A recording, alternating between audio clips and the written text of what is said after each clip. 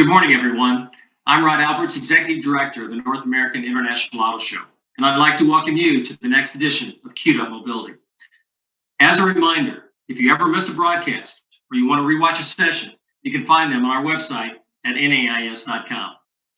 Please note that we are going to host a question and answer session after the formal part of this presentation. At any time during this broadcast, go to Slido.com, enter our event code, which is NAIS, and then submit your question. Now on to today's broadcast. We're very excited to have Alexis Garçon, Chairman and President of Michelin North America, Inc., with us today to talk about Michelin's global sustainability strategy and how the company has executed the strategy in North America as it confronted a global pandemic. Alexis, take it away. Well, thank you, Rod, and good morning, everyone. It is really my pleasure to be with you today. I have the honor and privilege of leading Michelin's operation in Canada and the United States, alongside with our 22,000 employees. And I'm here today to speak about a topic I am very passionate about, sustainability, and the vision we have at Michelin. Everything we do at Michelin must meet three inseparable criteria that are people, profit, and planet.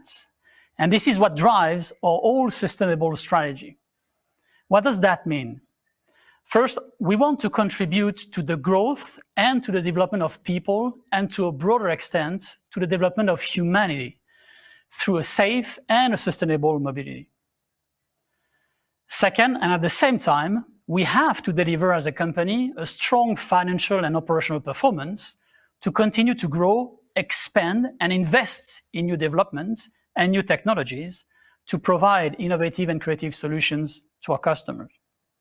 And third, we also want in parallel to have a positive contribution to our planet and its inhabitants, as we do not want to oppose over time the development of mobility and the protection of the environment. So this is why we must manage people, profit, and planet together with the same intensity. And this is what defines our all sustainable strategy. So you may think, that's interesting. That might be not really new. If you Google people, profit, and planet, you might think something like that. But so the question you might have is, do you simply want to surf the wave that is a bit trendy now following the pandemic? In fact, let me be very, very clear on that. This strategy is true to our company's rich heritage and commitment to our values. The values that we defined now several decades ago as follows: respect for customers, respect for facts, respect for people, respect for the environment, and respect for shareholders. And the crisis has strengthened incredibly our all sustainable vision. It made our strategy incredibly modern and even more relevant than in the past. And this is what is really exciting. So let me explain you now concretely how that translates into facts. And let's start with the people. Since the beginning of this global health crisis, Michelin's number one priority has been the long-term health, safety, and well-being of our employees, their families, and the surrounding communities. And it was not only a priority in North America, it has been set as number one priority at the group level by our CEO, Florent Menegaux. And I am especially proud to share with you today that, again, the resilience and the agility demonstrated by our organization in North America and the rest of the world during this unprecedented time has been just amazing. And actually, we did a lot. We implemented, obviously, the health and the safety measures across all our facilities in the US and Canada, with a strict enforcement through regular observations. And as we speak, those are still in place, obviously, across the US and Canada. Second example, we launched a project to manufacture our own masks in the month of April. And within 2 months, our production was sufficient to cover our needs, and we started to donate masks, targeting hospitals, first responders, and other partners. And I'm proud to share with you this morning that we have already donated 1 million masks across the US and across Canada. But doing that, practicing those safety measures, we realized quickly that it was not enough. And we have played our role in the communities where our facilities are located, organizing vigilance campaign through press conference at our plants and at our corporate sites, in partnership with health and business representatives, as well as government officials.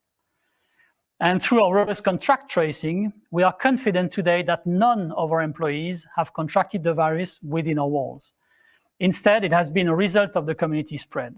And this is why this topic of vigilance and all the press conference we have been organizing is so important to us, are so important to us. At the same time, we have been battling a global health crisis, as you know. We also face some social challenges. And we have listened to and learned from each other within Michelin in the wake of the tragic social and racial events that shook the US over the summer. At Michelin, we feel strongly about diversity, equity, and inclusion. In fact, and this is a conviction I myself hold firmly, it is core to our belief of respect for people, and it is how we have always and will always operate our business. Still, we understand that we must do more, and to say in very simple words, I would say that we are committed to ensuring that our employee population is just as diverse as the customers and the society we serve. The last example on people is that before the pandemic, we launched in the group a new leadership model that we call I Care. This model has been incredibly relevant during the crisis, and for two reasons. The first one is, given the uncertainty we have been facing, we leaders had to be humble and listen to our teams much more than before, because there is so much more power in the collective intelligence. And that's something where I think all of us learned very clearly during this pandemic. And the second is that because of this uncertainty, more than ever, people were looking for connections. And that's why I think that the leadership of tomorrow must be humble and approachable, and must make sure employees understand that everyone has a role to play, that every voice counts. So you see, to make it short, we do at Michelin, we do it for people. Everything we do it for people, their mobility, their development also, and we do it through people too, because all the examples I gave you were brought by the people, were initiated by the people. So this is why people is part of our whole sustainable strategy. Let's talk now a bit about the planet. While the pandemic hit our country and the world, at the same time, it has a positive impact on the environment. And as we have all seen, you might have in mind the 7 to 9% drop in emissions that we saw during the first half of this year. So, but the question is, at what cost? As a result of this crisis, we've even experienced that one of our most basic rights to move or to travel may be taken away from us from one day to the next. And we learned that in a hard way, that this is not sustainable. Because more than ever before in the recent history, we have realized two major points. The first one is that, yes, we know now that over time, our planet or environment is at risk. And second, mobility is challenged, and the benefits of mobility are being questioned from time to time. But we also know that reducing mobility, as we experienced this year, is not a sustainable solution. And this is where at Michelin we approach this as an opportunity in both the way we operate and the innovations we bring to the market to find a way to develop mobility without impacting the environment. The question on climate change, to me, is not what if. The question is when and with what magnitude and impact on our lives. The good news is we have the resources to tackle this challenge and have solid ideas on how to be a game changer for our customers and for our ecosystem. And let me give you some examples around that. We're working on reducing the environmental footprint of our plants. And already since 2005, we have improved this measure by 50%. And we want to make another 50% improvement by 2050, because we have to go further. We are targeting carbon neutrality in our operations by 2050, and we are making progress toward this goal. And in fact, the first zero emission plant in France already achieved this goal less than 1 year ago. True to our values, we approach this and every goal with our respect for facts, and we have already started to take action to reach these ambitions. In April 2020, the United Nations-backed Science-Based Targets Initiative validated our goals of emission reductions. Another example, closer to us, the new Southeast Distribution Center that we opened here last year in South Carolina was recently LEED Gold certified. It's a 3.3 million square feet distribution center, which is the equivalent of 57 football fields. And we made it environmentally friendly. So beyond being green in operations, we must also build for the mobility of the future. So we continue to pursue the low carbon products and services. Being green is not new for us at Michelin, and that makes us somewhat different. We invented the first green tire almost 30 years ago in Europe. And the majority of the energy associated with tires is through their use. That's why we took the commitment to reduce the amount of energy associated with tire in use by 20% in the next 10 years alone. How are we going to do that? By leveraging first our deep expertise in high-tech materials and our DNA of innovation to develop tires that deliver superior performance, not only when new, but also when worn. Because this is what we mean by being sustainable. By designing tires also that help reduce the consumption of fuel and power and limit carbon emissions. And for example, the new e-Primacy that we just unveiled in Europe is the first tire that is CO2 neutral at the time of purchase. And it is a tire that has been specifically designed for electric vehicles, and we leverage these technologies in all season tire lines in the future. Another timely example of this is the Cross Climate 2 tire that we launched in North America earlier this year. It is a tire that I'm proud to say lasts up to a full year longer, extending the amount of time before a driver's tire must be changed. Our experience in high-tech materials enables us to make this tire safer. Safer when it's brand new or when it's worn. Safer in wet, dry or winter conditions. And this illustrates perfectly that we do not have to compromise safety for the environment. We must and we will manage both the needs of people and the planet at the same time. So the last example I want to share today on the planet side is that for more than 15 years now, we have been investing in hydrogen, one of the essential components of clean mobility, complementary to electric batteries. And the advantage of hydrogen go far beyond mobility. For example, it takes only 3 to 5 minutes to refuel, and it extends the range by 2 to 3 times versus an electric vehicle for the same level of energy consumed. It's combating CO2 emissions, it's reducing air pollution, it is highly flexible in terms of production, and it has a broad variety of uses because, again, we can use it in combination with an electric vehicle because it will extend the range, and it fits perfectly to also medium and heavy-duty trucks because for a longer distance, hydrogen cells are much more productive today than the electric vehicle-powered engines. So we consider it as a strategic growth driver for Michelin, and hydrogen is a great example of how, over the time, we will continue to expand our activities beyond tires, but always in connection with a better and safer mobility. So you see, we have the means to achieve our ambitions.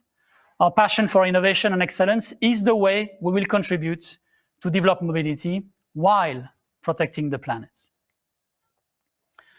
On the profit side, we understood that the world's global prosperity has been threatened as a result of the pandemic. And this notion of endless growth has also been challenged and questioned. So we think that tomorrow's prosperity will have to be sustainable, or let's be frank, there won't be any prosperity at all. So to unlock that situation, because we see in that a lot of opportunity, we as an all sustainable company must equally balance the need to return a profit and protect the planet while delivering growth despite these new challenges.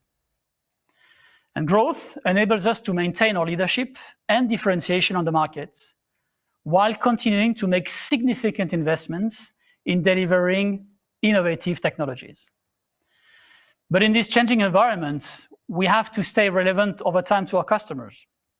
And it is a challenge as the automotive industry is on the cusp of its largest revolution ever. Personal vehicle use now is up as a reaction to the pandemic, demonstrating to us that mobility still grows, but differently. Think about electric vehicle or hybrid vehicle.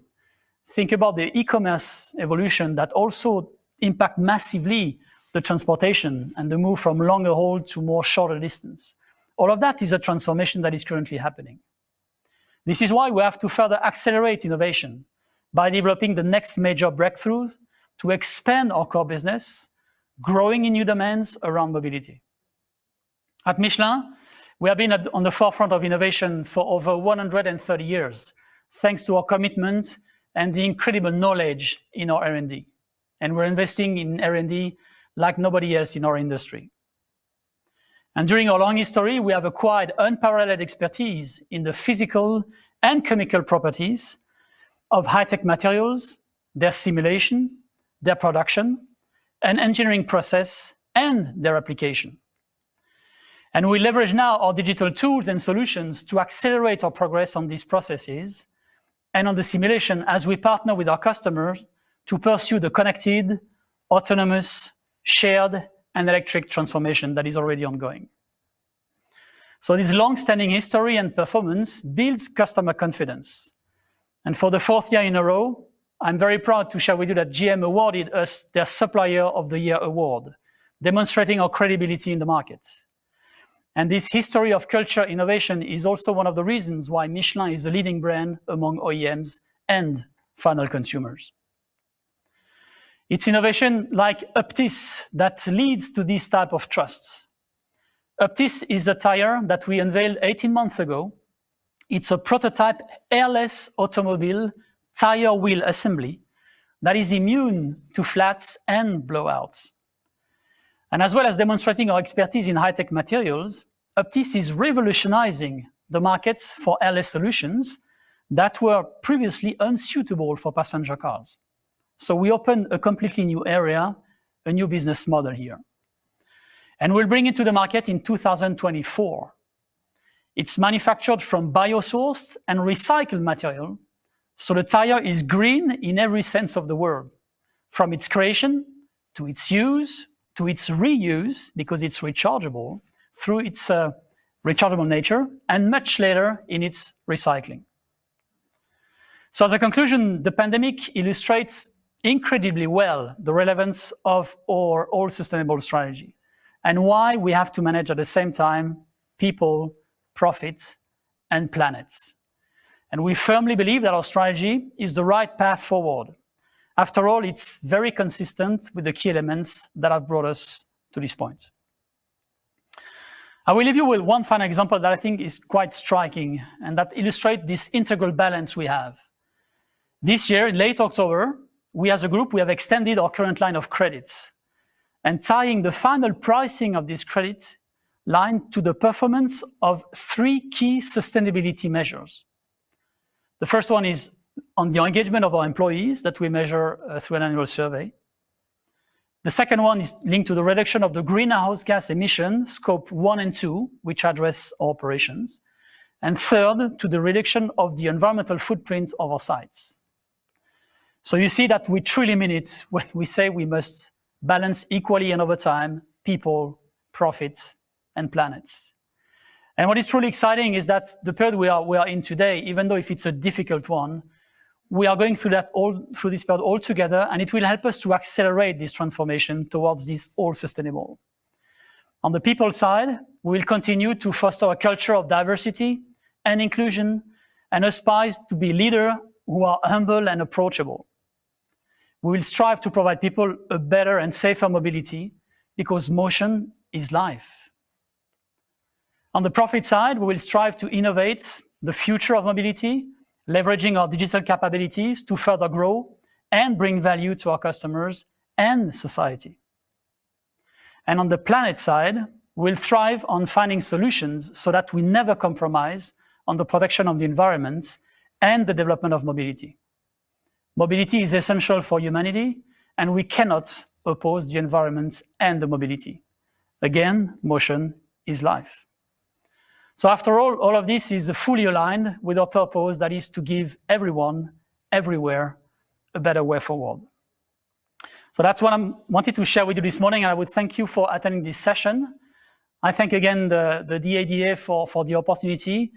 And we have now plenty of time to address some of your questions that I've been posed live. So I will be pushed a question and enter into that chat, that virtual chat together with you. So the first question is, how has the pandemic changed your focus on sustainability? I think based on what we just discussed, the pandemic has shed light of our approach and in an incredible modern and relevant way, because again, we have seen the positive impact on the planet once we had to stop traveling. But again, the impact on the people, I don't want to mention the impact on the health. I'm just focusing now on the job, and we saw the level of unemployment rising all over the world. And that's a way, a very simple way to understand for all of us that we have to find a way to manage planets, people, development, and also profit, so that we can keep on continuing investing and preparing ourselves for the future. So I think the pandemic did not change anything. It reinforced the fact that we have to make things different in the past. And maybe the last thought is I hear a lot about a market rebound after the COVID, and I want to share with you that personally, I rather see it as a transformation. And I think this transformation already started to happen in our lives, in the way we travel, in the way we work today. So I think this is more massive transformation that are starting to happen. And again, it has this pandemic has shed light in an incredible manner on the relevancy of our strategy.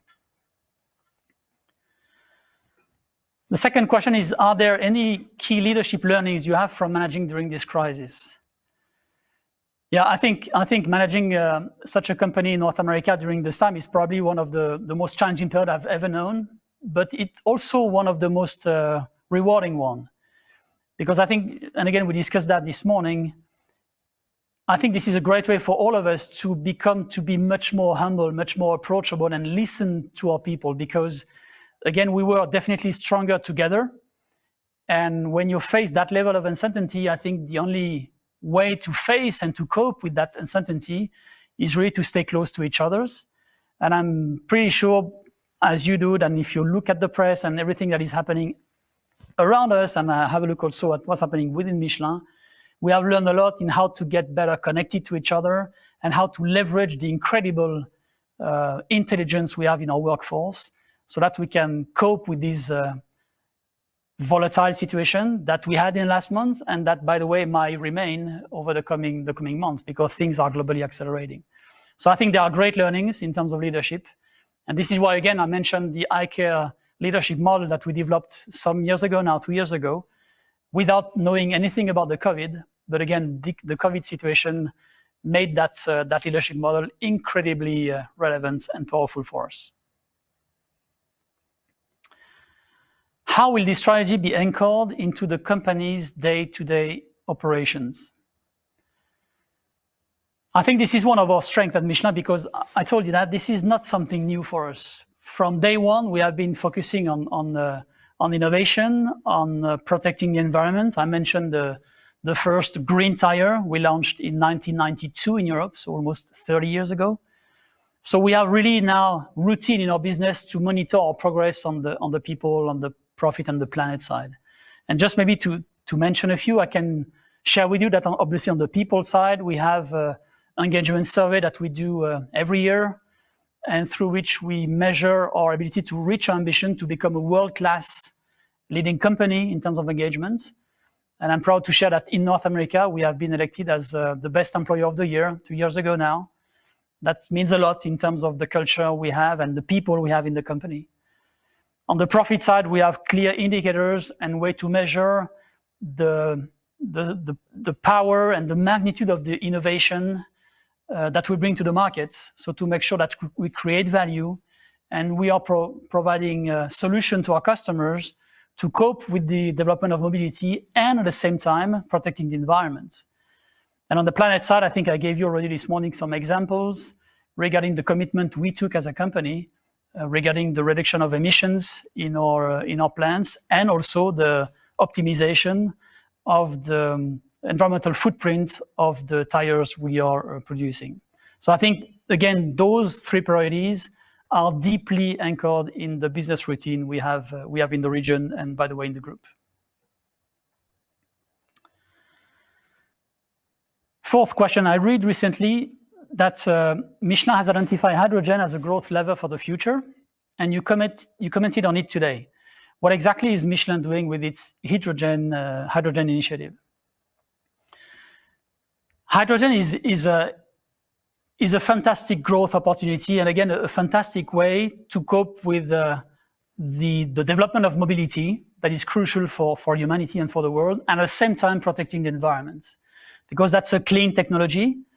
Without digging into too much detail, the physics behind that is just that you just mix hydrogen and oxygen in the air, and it produces three things. It produces water, heat, and electricity.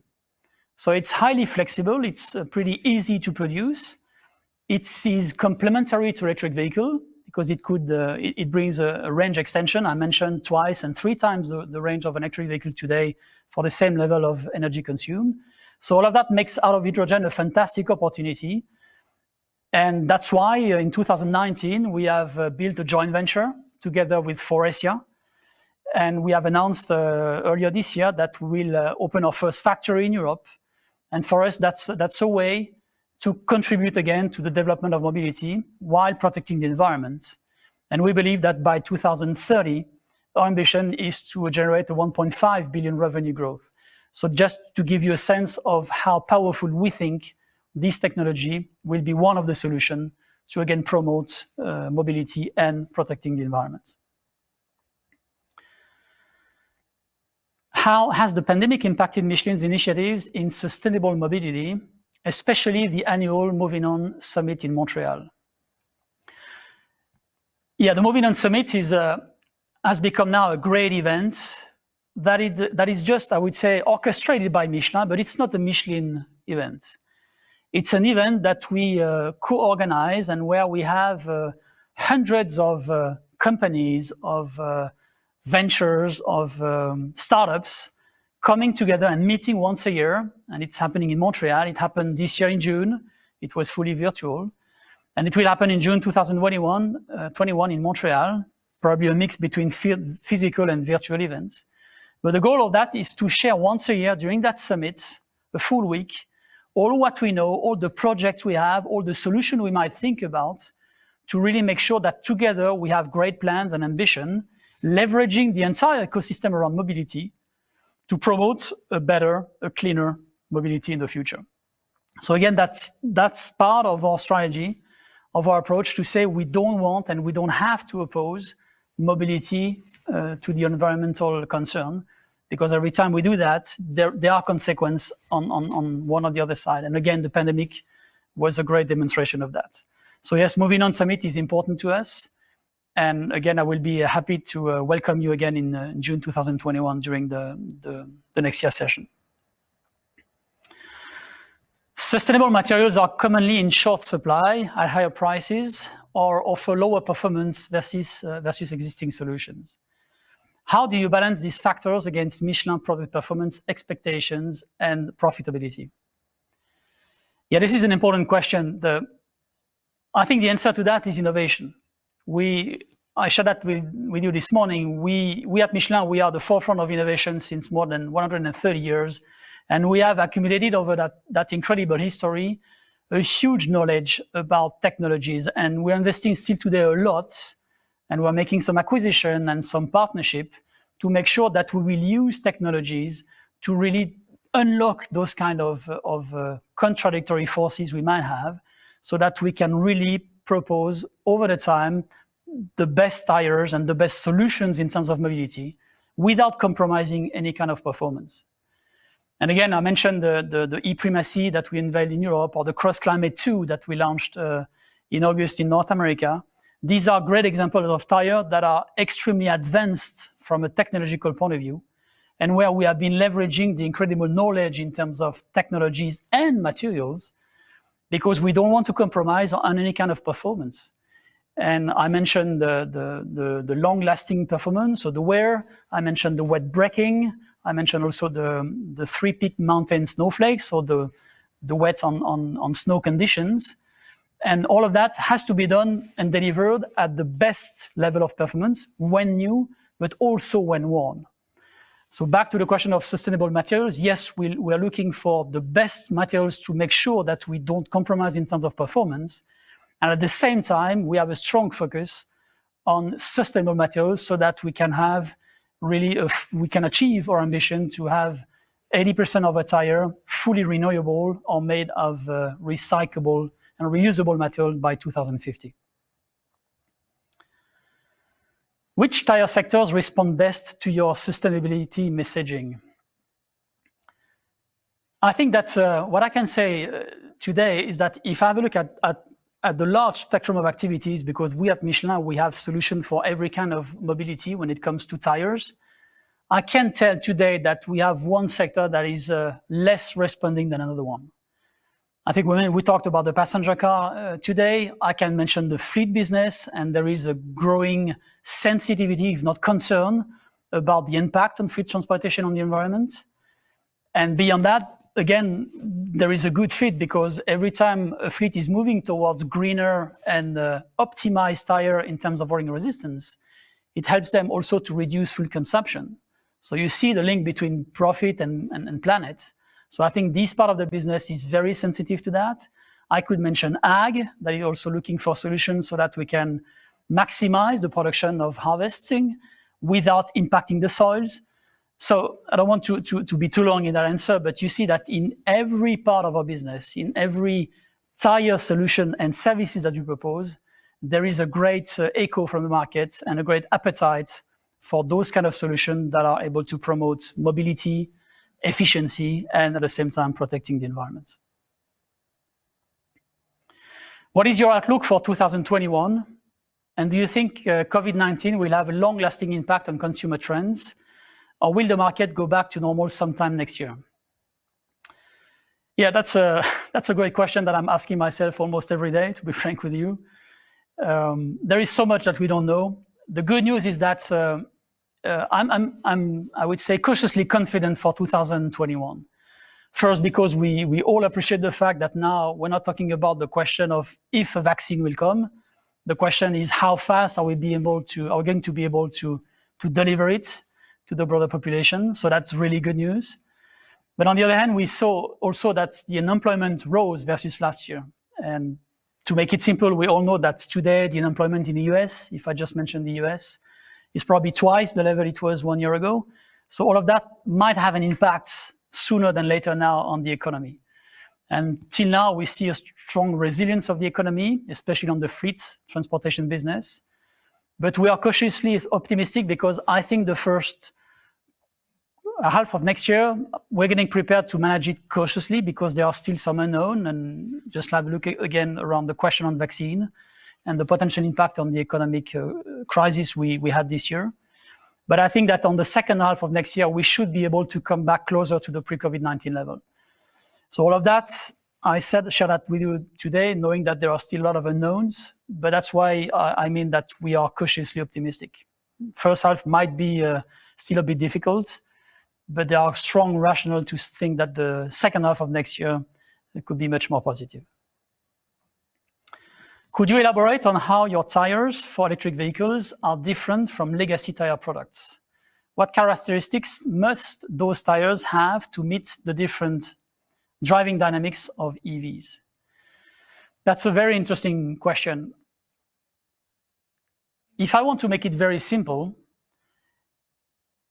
one of the biggest challenge, if I just take out the infrastructure out of the question, one of the biggest challenge of electric vehicle is the range. And again, to make it very simple, one way to extend the range is to minimize the friction of the tires with the road. Because you understand that if there is less friction, you will consume less energy to move your vehicle forward. So that's why one of the biggest technology and performance we are looking at is to minimize the what we call the rolling resistance of the tires, so that friction between the tire and the road, so that we can maximize the range of the electric vehicle. And to do that, you have to master a lot of technologies, because you can easily favor the wear or the wearing resistance, but it will be at the expense of the wet braking performance, or maybe at the expense of the wear. So if you want to manage all the performance all together, this is where innovation comes to play. And we as Michelin, again, the long-lasting performance is part of our DNA, and we have been building our equity on the long-lasting tires. That's why today we also valorize all our technologies and the performance of the tires when new, but also when worn. So I think back to the question, the way we will valorize our product for electric vehicle is using those technologies to bring to the market and to our customers a tire that will help them to reduce fuel consumption, because if you have less friction, you will have a positive impact on the fuel consumption, and for an electric vehicle to extend the range of the vehicle. And very interestingly, and that's a European example, because those technology will be applied to North American products in the near future. But in Europe, for example, these e-Primacy that will be launched in March next year can bring up to 7% range extension because of these optimized wearing resistance. And in fact, this tire is has the lowest wearing resistance of the markets in its category. So that's a very highly concentrated of technology, is packed with the technologies we have been accumulating over the years. So I think we come to the end of these chat and session. I would like to thank you for your time. Thank you for the relevancy of the Q&A at the end. I'm a bit frustrated, like you, that we do that online and virtual manner, but I think it is what it is today, and it's still a way to interact together. So thank you for your interest in the Michelin All Sustainable Strategy. It has been my pleasure to be with you today in this forum and have this chat. And again, I want to thank the North American International Auto Show for this venue. And I wish you all a very nice and a very safe day. Thank you.